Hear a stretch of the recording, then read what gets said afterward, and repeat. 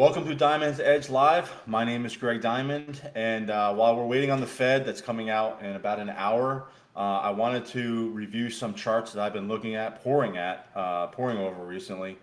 Some stocks that we're going to look at have probably already bottomed. Okay, so basically, what I'm looking for over the next week or two is determining what stocks have already bottomed, what stocks or sectors could look to make one more new low. But essentially what I'm looking at is I'm looking at where we can get aggressively long, when we can get aggressively long in the market with this negative sentiment that we've been looking at, with this corrective large wave 4 I've been discussing over the last few episodes. So with that, let's get started here. I'm just going to share my screen. All right. Let's start with Apple. Someone asked a question about that late last week. So I just want to show you here, this is pretty simple technical analysis, okay? But from this top here in late December, all right, we've had this corrective move, okay? And again, if you've been following me at 10 Stock Trader, if you've seen the last few episodes, we've talked about the price element of my technical strategy, being Elliott wave theory, a series of 5 waves and 3 waves. This to me has all of the characteristics of a 3-wave move, okay? Choppy, overlapping, not incredibly violent in terms of a new leg down. Okay, if we go back, we can see that Apple has been volatile, but it largely, like most stocks, has been in an uptrend since the low in 2022. All right, so let me zoom in on the on what we're looking at here. Okay, heading into, and this is another thing that's important. I've been talking about this with 10 Stock Trader subscribers. I wrote about it in the digest on Monday. Okay, and what I'm looking for is this historical time factor into the end of March, possibly April. I'll get into that in a little bit. But March is really shaping up to be a low in terms of how a market trades into it. In this case, this market is stocks. And we can look at Apple, okay? So let's say that we have, and here's another thing to point out here. So within this ABC corrective move, or this larger correction from December in Apple, I've marked these red boxes, okay? And you can see how this is a symmetrical move. So this high to this low, and then I measured the exact same, this is the exact same box I can show you, okay? I just copied and pasted it, and then from this high in late February, we can see here as of February or March 13th, excuse me, that actually nearly made perfect symmetry, and we saw the market react. Now, does that mean that's the end? It could be, but as you can see here, I have this other count from the February high, okay, and I have this just as a simple 1, 2, 3. Maybe the Federal Reserve comes out and they're a little bit more hawkish, stocks don't like it, we get this leg lower. If we get that leg lower into late March, okay, which is already here for the most part, end of this week into next week, guess what? This sets up an opportunity to buy. Let's also look in conjunction with what's happening with the Elliott wave. Let's look at what's happening with the RSI and the composite index below. They're starting to slope up. Well, if we get this 5th wave down and we don't see new lows on the composite index or the RSI, that gives us positive divergence on a technical time frame or technical indicators relative to price that tells me that we should be buying. All right, that's Apple. Let me show you AMD, and I highlighted this a lot of late, and I want to highlight it again. Okay, this is something that I pointed out to 10 Stock Trader subscribers. So notice this is the high in the all-time high in AMD. This is way back in March of 2024. Okay, this was March 8th. The new downtrend started on March 11th. Fast forward exactly 1 year, and what made a new low, or when did this AMD make a new low? It made it exactly 1 year later, March 11th, okay, 2025.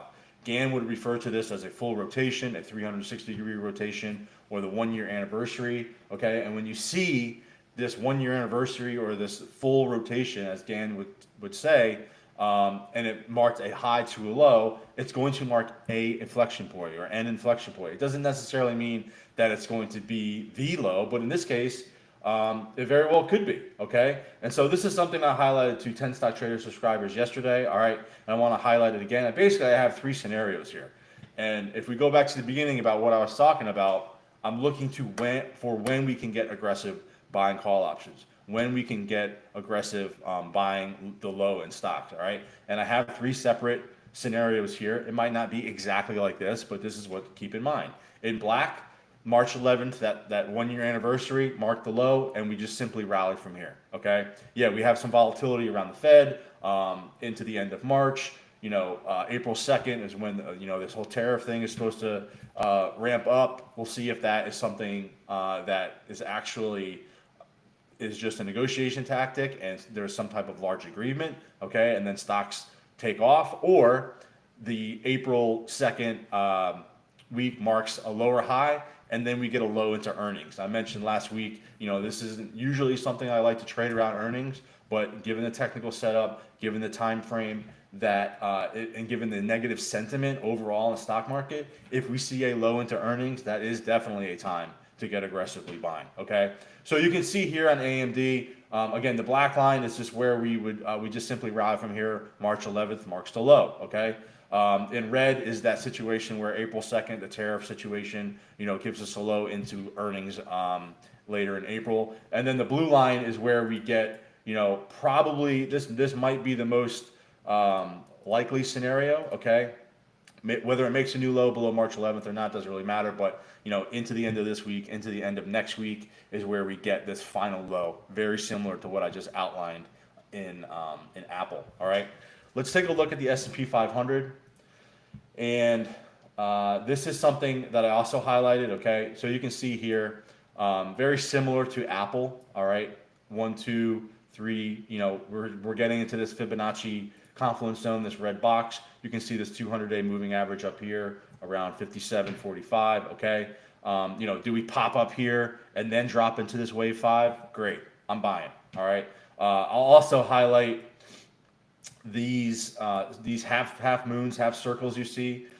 I've gone back to the August 5th low in 2024 and noted a 24 to 27 day cycle. Okay, it marks highs and lows. It's not meant to say these are huge moves. Okay, it's just this cyclical rhythm that I've noticed in the market. I'm not going to go through every single one here, but you can see where I've highlighted them, where they've marked intermediary or medium term highs and lows, inflection points over the past however many months, multiple months. All right. Now you can see that this also lines up, this short-term 24 to 27 day cycle lines up into late March. To me, I love that. All right. It's just another piece of evidence that tells me, hey, if we get a low into here, this is probably worth buying. All right. Let's talk about the flip side. What if we get a high into this setup? Okay. Let's we get a high into next week. All right. What do we do then? There's a few scenarios that I would look at. Okay, is this the first leg up, and then that April 2nd into earnings marks a higher low? Also a situation where we can get aggressive. I'm all for it. Let's see if it happens. What if it just simply it makes a high and then late March and then into late April into earnings? That is a situation that I would buy as well. So regardless of how this plays out in the short term, you're starting to see Apple, AMD, and then this bigger picture in the S&P 500, both on short-term time frames, time factors, and then as well as the Elliott wave count, buy weakness. Okay, I mentioned this last week. That is my game plan. That's what I've been telling 10 Stock Trader subscribers, and that's what I'm going to be doing. Okay, let's look at SMH. And this has been one of the more important charts that I've highlighted for a while, okay? And actually, let me see. I think I have already highlighted for you. Let's see. Yeah, there we go. This is one I was looking for. All right. So again, you can see not every chart has the same exact pattern, but it has similar characteristics. All right. I have this, this Fibonacci confluence zone. You can see here I have this wave 4. All right, do we get the wave 5 and the end of this C wave, which is here, okay, all the way back to July, A, B, C. All right, does it end in March? Does it end in late April? To me, it's just a matter of I'm just going to buy even more. Okay, that's how this whole thing is setting up to me. Now, what's important about semiconductors is that it's actually starting to lead. All right, so I mentioned how AMD rallied, okay, off of the 1 year anniversary, the March 11th low, okay. SMH did the same thing. Now, to me, this could be a situation where we have something like this, and I'll show you what this means, all right. So the actual C wave ended last week, and then what we have here is a new Elliott wave to start a new uptrend. All right, and this would be very important because this could create positive divergence. So instead of, this is what it would look like. Okay, one, and then we get this two, and then we have this huge breakout into this third wave. I'll zoom in on this so you can see it. But so this is the low. We get a wave one. Again, we'll see what happens with the Federal Reserve here over the next couple of days.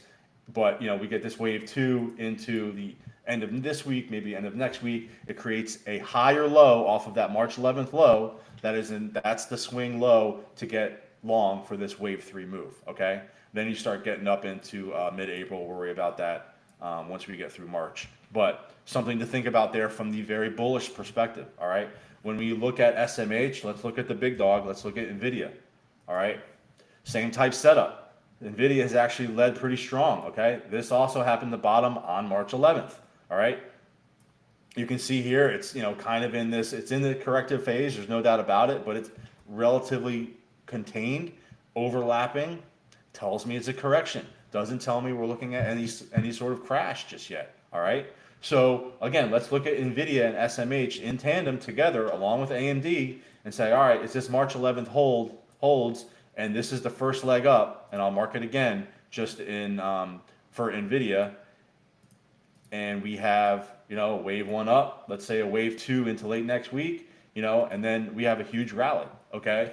That's something that I'm going to trade. That's something that is where the risk to reward, the probability of being long versus short favors being long, and the probabilities are higher that you get a rally rather than some big decline. All right, that's obviously the more aggressive, bullish outlook, but I think it's important to know what is possible. All right, we can also look at Taiwan Semiconductors. Okay, same type setup.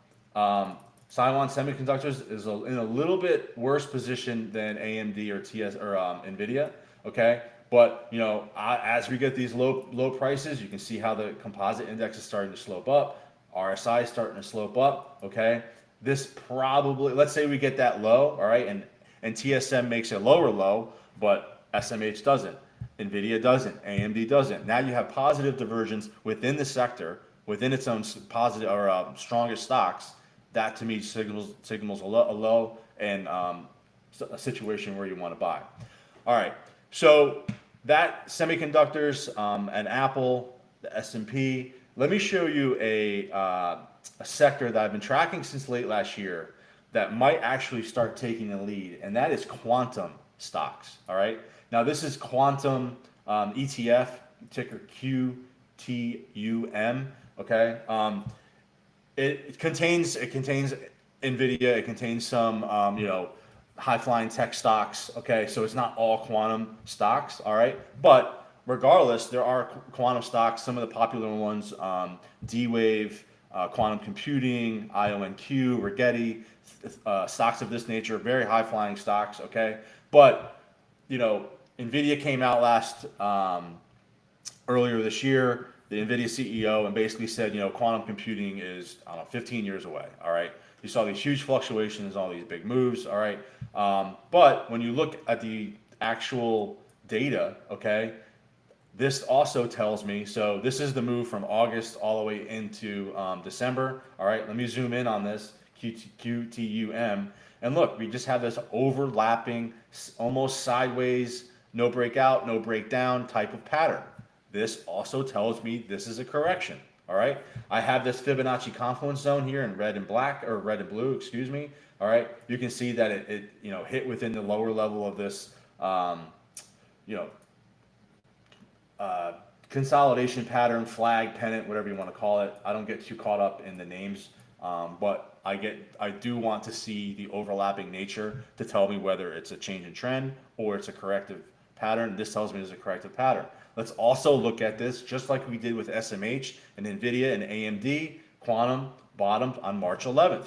All right, and it had a huge move up since. Okay, topped on Monday. All right, but hasn't. To me, this almost has the feeling of a first leg up. So once again, we can come in here and we can look and say, all right, let's say this is the first leg up. we get a corrective move, in all stocks into the end of this week, end of next week, boom.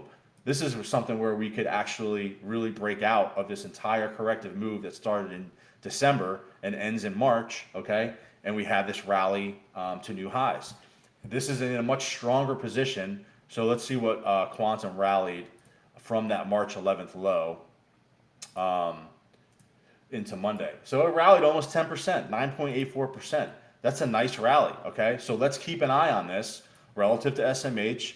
And let's say the S&P makes a new low, or the Nasdaq, or the Dow, or small caps. Okay, if Quantum does it, this is setting up that positive divergence. That is setting up that, especially if it happens into this March time factor, where I'm going to want to start buying. Okay, so this is an important chart, I think, to keep track of because it's relatively new, but it's also been leading, and it has all the characteristics of a corrective move that I'll be paying attention to. All right. I also want to focus on something that I don't trade, but this is something that really caught my eye over the weekend, and that is home builders. A lot of interesting or a lot of talk about mortgage rates, inventory of housing. This has this is XHB, okay, the home builders ETF. Now, we had a big sharp move. Again, this to me looks like an ABC corrective move, okay? Very volatile, very sharp. But here we have, look, this is simple technical analysis, all right? So from this low, you can see here that the RSI is starting to rally up. Same thing with the composite index, all right? I'll zoom in on this so you can see that a little bit better. So basically, as these new prices were making new lows, the RSI isn't. Now, they can remain oversold, but if it's still diverging, and if we get that into late March, to me, this looks like something that could bottom, all right? Again, I don't really trade home builders all that much, but this is, that negative sentiment that we're seeing. And when I see something like home builders start to bottom, okay, that should create actually positive sentiment, all right? So home builders, something to keep an eye on. I also want to look at Canada. And let me shoot this over here. And this is one where I mentioned to 10 Stock Trader subscribers, okay, back in December, we had a near perfect, it wasn't near perfect, it was perfect, 5-wave move up in Canada. And this is the TSX, and I'll label this again here.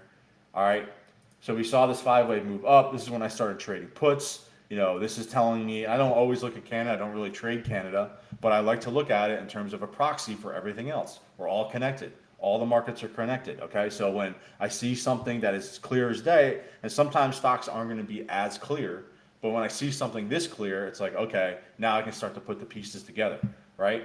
So now look what we have happened. So from December, okay, into March 13th was the low, a sideways corrective move, right? Doesn't have any indication of a crash, just simply an ABC corrective move within the rules of Elliott wave, all right?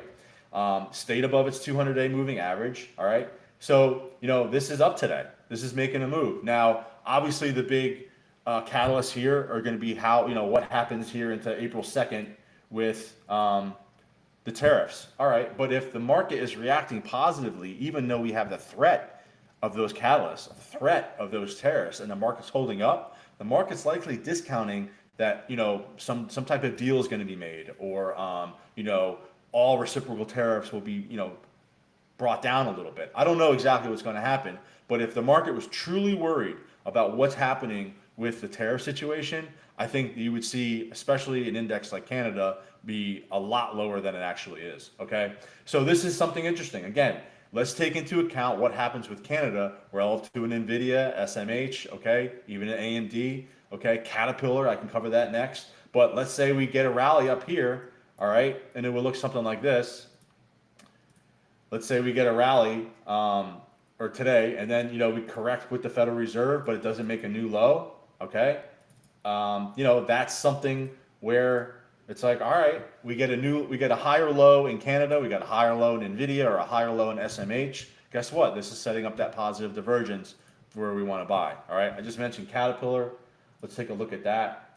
And you can see here, this actually bottomed on March 4th, which, was the low for Caterpillar, but, we saw AMD on the 11th, okay? Caterpillar tends to bottom sooner than most other stocks. It's always an indicator for me, even if you don't trade it, that, okay, something's turning here. We saw the same thing way back in 2022 when Caterpillar bottomed, where is it? Let's see here.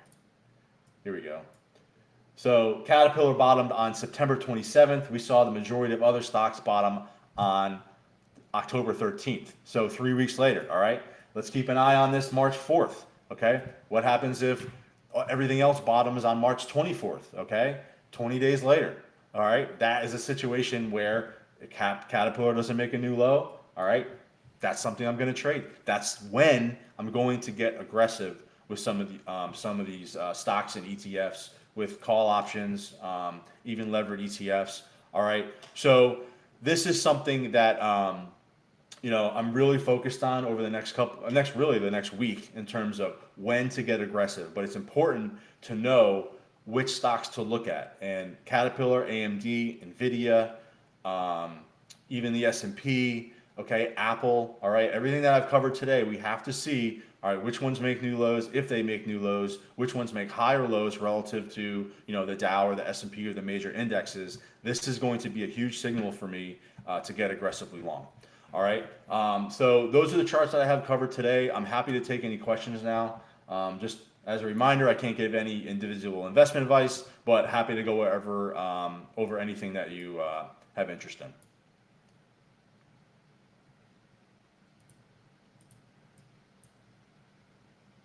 Let's see if there's any questions here.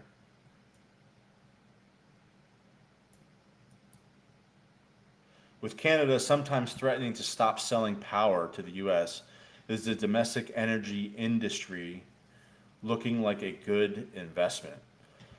I mean, whether it's a good investment, I'm not entirely sure. But that would, this is where I think, some of this is kind of like this give and pull, negotiation tactics, playing good cop, bad cop.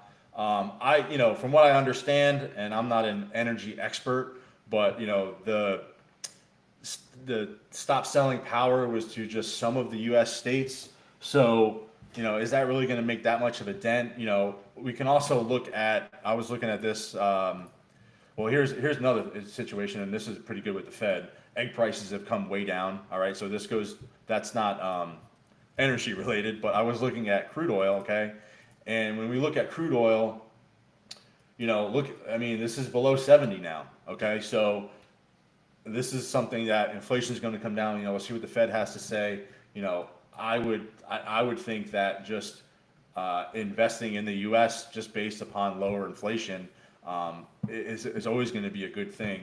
Whether or not that has anything to do with what Canada's doing with not distributing power, I really don't know. But, fossil fuels aren't going away ever, in my opinion. I know there will be a lot of criticism for that, but it's just never going away. So yeah, domestic energy industry is always, to me, always going to be a good investment, not without its ups and downs, of course.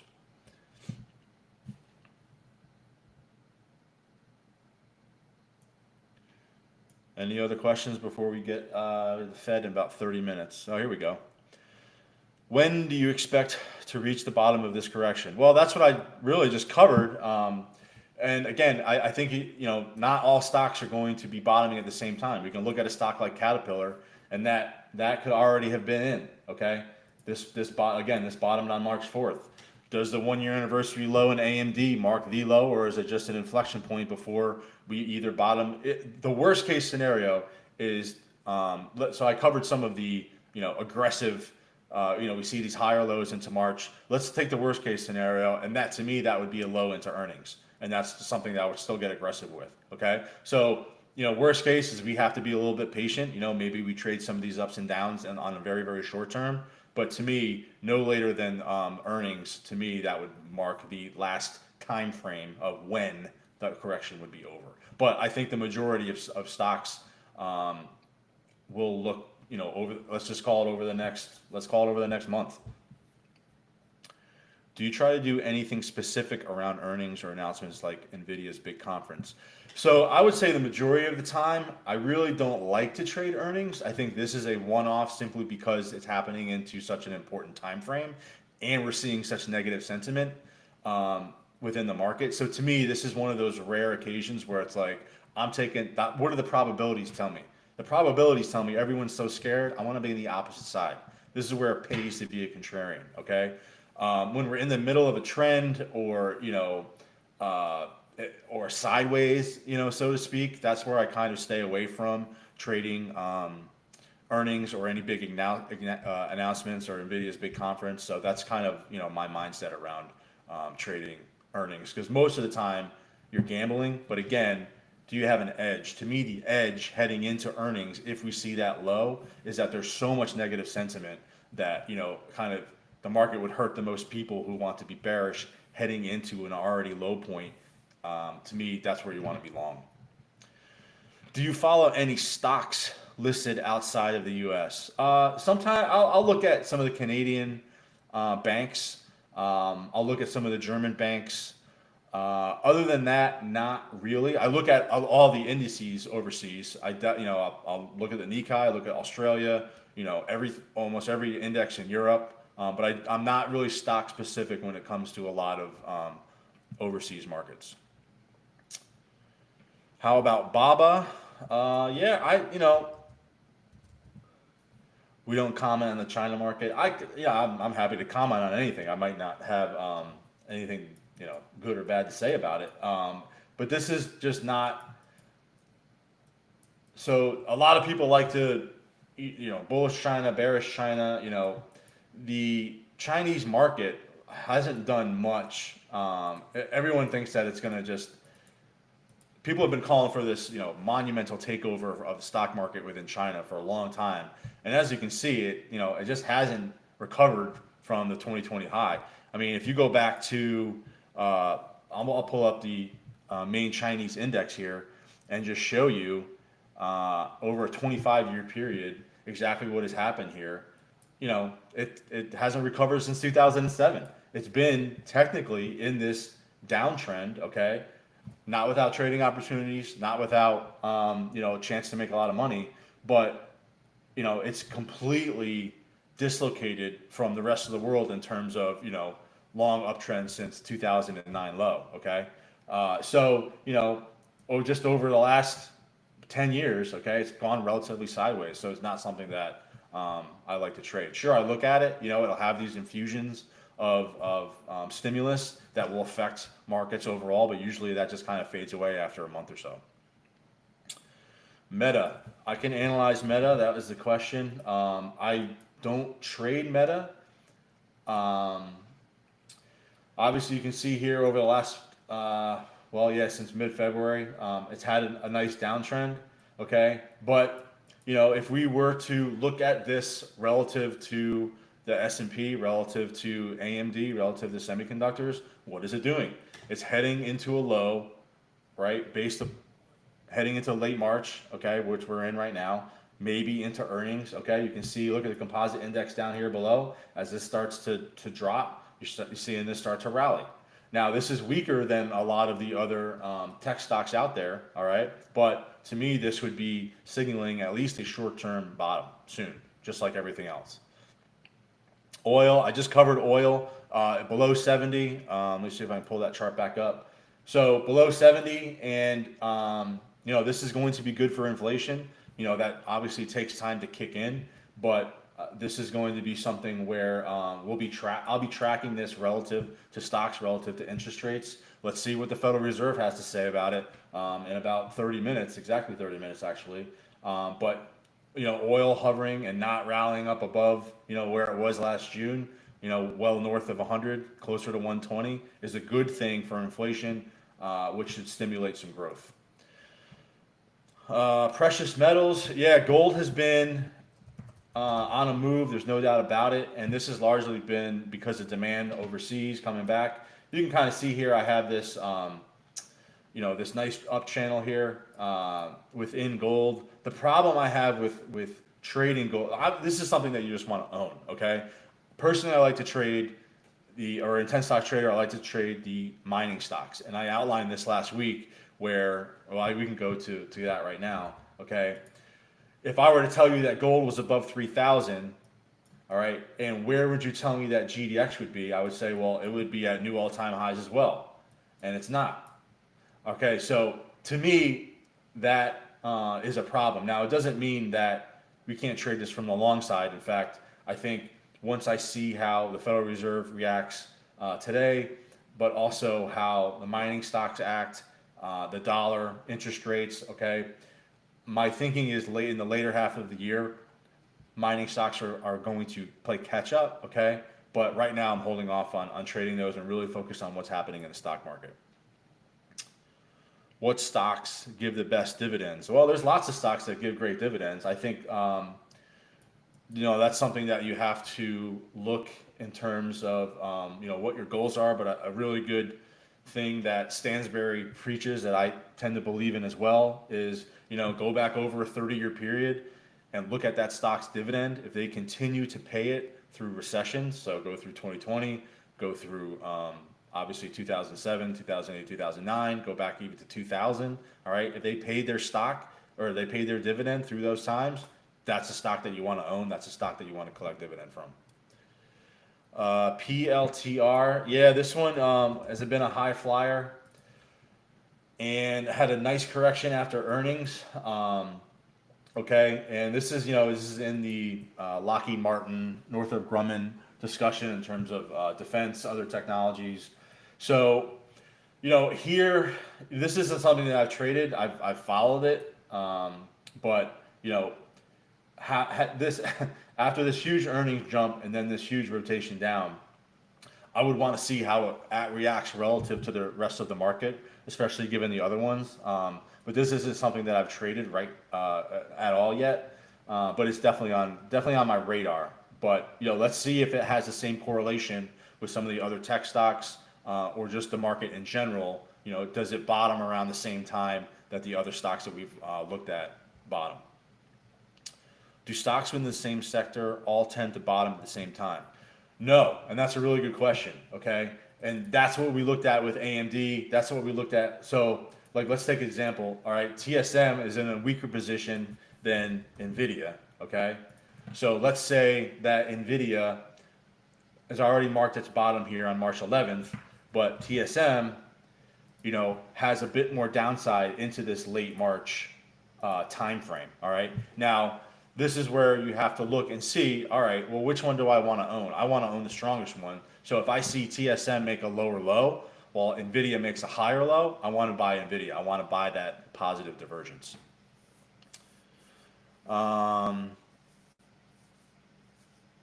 MAGS ETF. Let's see. Magnificent 7 ETF. We can look at this. What's the question here? Will they potentially drag MMT lower? I'm not sure what that means, but again, this to me, look at how it's bottoming here. All right, look at the composite index, and then look at the RSI. To me, just like everything else that we've looked at, let's look at some. We already looked at Apple. Let's look at the individual stocks on. Let's look at some of the individual ones on their own. All right, I've focused on Microsoft for a while. Okay, you can see I have this C wave. All right. And you can see here I have, all right, does it bottom here in March or do we get into late April? I don't really care. I'm still buying it.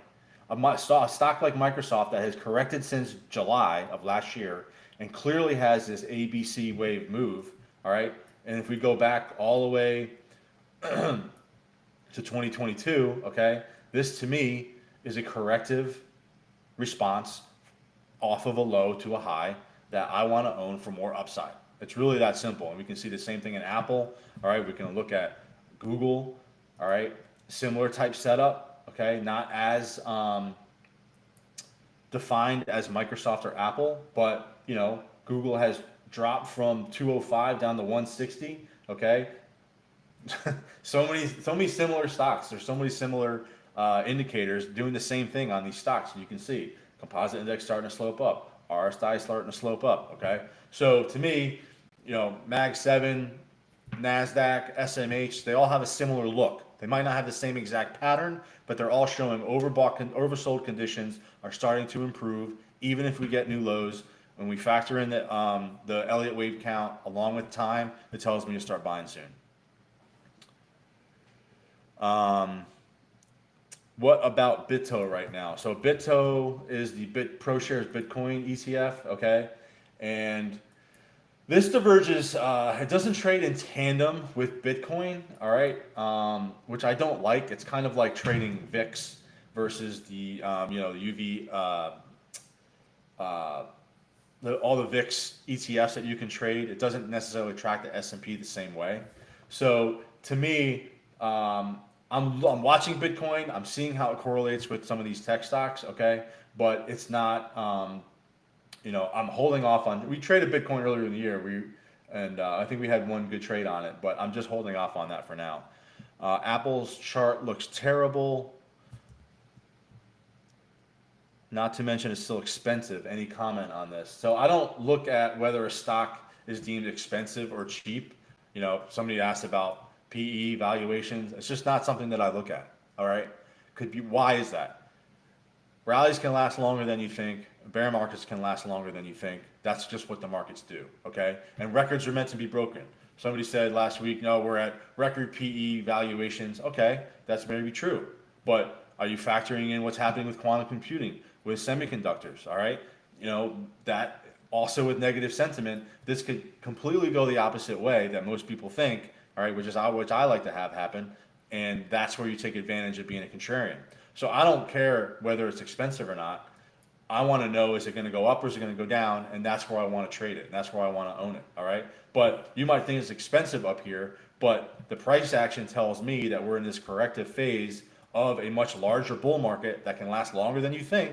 Okay, I'm not saying that it's going to run away, it's going to double from here, but the probabilities of a low to a high to me are quite high, and I've shown you the technical reasons why I think we're closer to a bottom in Apple.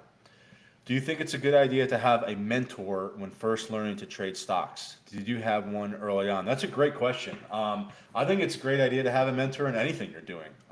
You play basketball, if you are a writer, if you're a trader, you absolutely want to have a mentor because you're going to go through things that they've already gone through, and they're going to help you through that.